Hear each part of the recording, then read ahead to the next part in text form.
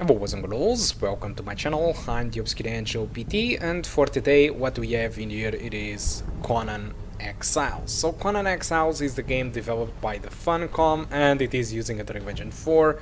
So it's not the first video that I made about Conan Exiles. The first video that I have made, it was during the early access, because this game was initially released during 2017 as an early access title. The developer sent me out a key for the game, and right now at the 8th of May the game was released as the final game, and so I decided to retest the game and see how the performance is now going. I'm using BoardOS Record because it's the only way I can record on Unreal Engine 4 videos, but I suggest you to use full screen. And for the settings I decided to go and test the median settings and also the low settings. There is also low-end laptop mode, which makes the game really ugly, but I didn't really test it because I think it's really bad. But anyway, median settings, I was able to get an average of 35 frames per second with a 1% low of 28, so it's possible that the game do drop from 30 frames per second in more dense vegetation areas or in places with a lot of buildings developed by the community. And those areas the performance tends to drop, sometimes even worse than those 28 frames per second.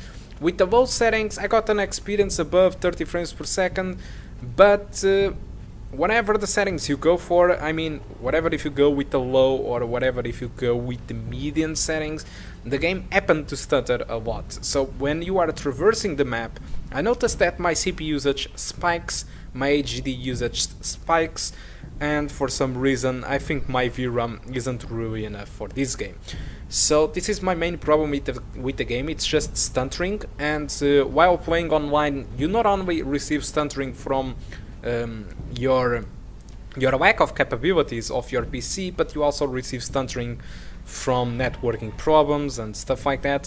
So I tried the single player just to see if the stuttering gone away, but what I was able to see is that on the single player mode of this game there was less stuttering, but the stuttering was still there anyway, but not so much. Okay, so my idea is that we are below the minimum requirements. The game asks as a minimum requirements, it asks for an FX 6300, and we are playing with the Phenom II X4.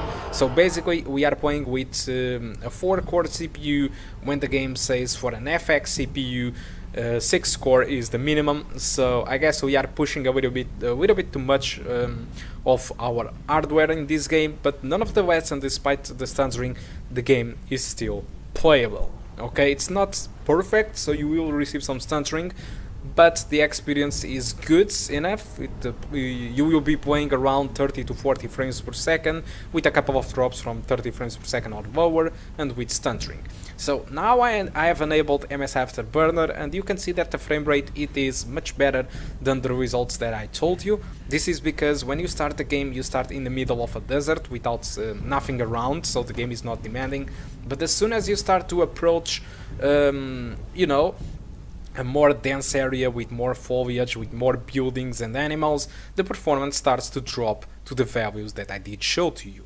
Okay, so like I was telling you, during the beginning you start on the desert, you are able to select your character, if you want a male or a female character, and you are able to customize a lot of stuff, even more than I was expecting, and probably perverts will love this. But whatever if you choose a male or a female character on this game, you are able to customize, you know, their sexual attributes. So if you select a male character, you are able to select the size of his penis, which is a little bit weird, and for the girls you are even able to customize the size of the boobs. So it's not the first game that does this, so it's nothing really new. But I mean, the character creation in this game is actually quite powerful, more powerful than I was expecting. But the thing that really makes this game different than the others is that not only you are able to select, you know, the sexual attributes of the male or the female, you also have options for nudity. So right now on this video I'm not using any nudity because I don't want problems with Google and YouTube, but you are able to select like non-nudity, which is what we are using right now, partial nudity, so you are able to see like the girl's titties or boobs, depending on the size. And if you choose full nudity, you are able to see everything. And when I see everything, I really mean everything. You are able to see the guy's penis, the girl's vagina, the girl's titties. You are able to see everything. And what's interesting is when you are running, the girl's titties are just boing, boing, boing, boing, jumping all over the place. And same goes for the man's, you know, scratch. So you are able to see the dick going on ping, ping, ping everywhere with the physics, okay?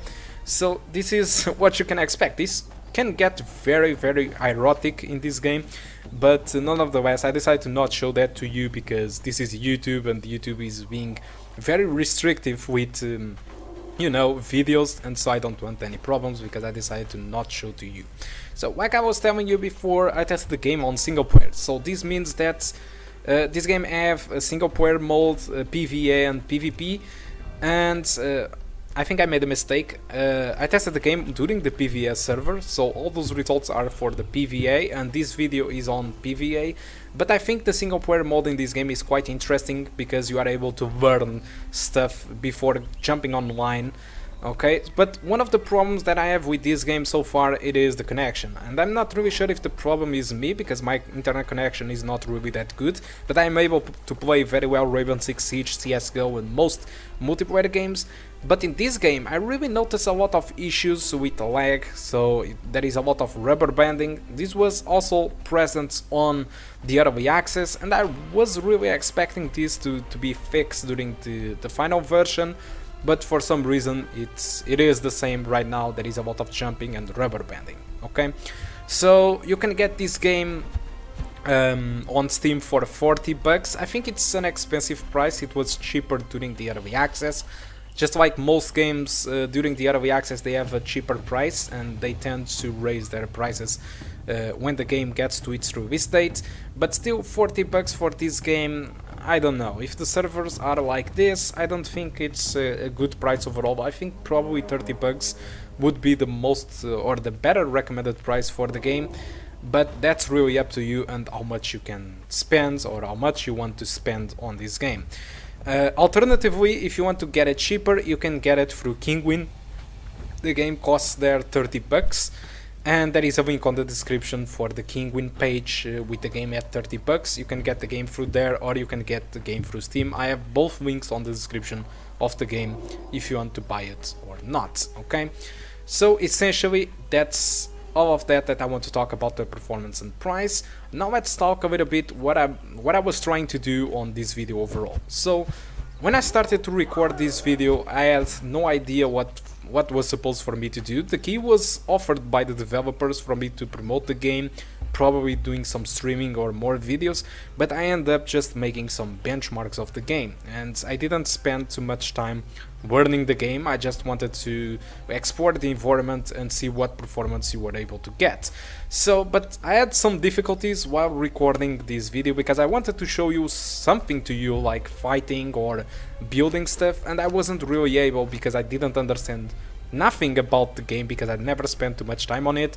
I didn't know how to I had struggled to find the key to the inventory. I struggled to try to find a camera that could show to you the beautiful character that I did create.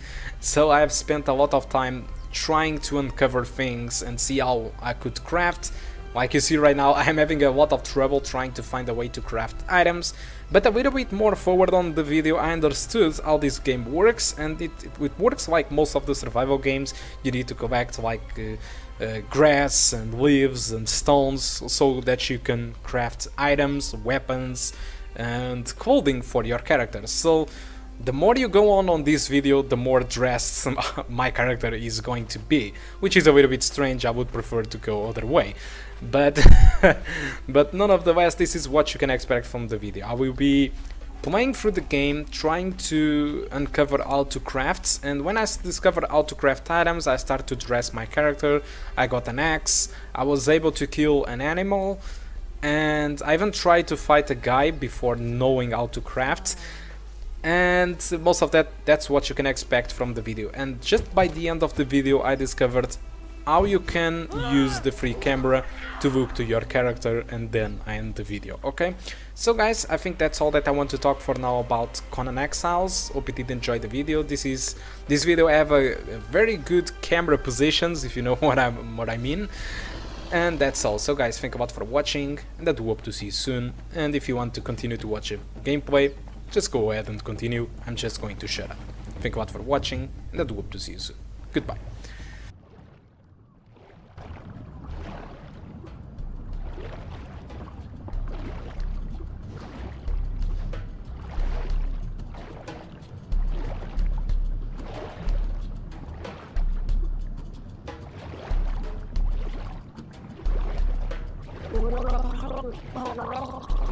Oh,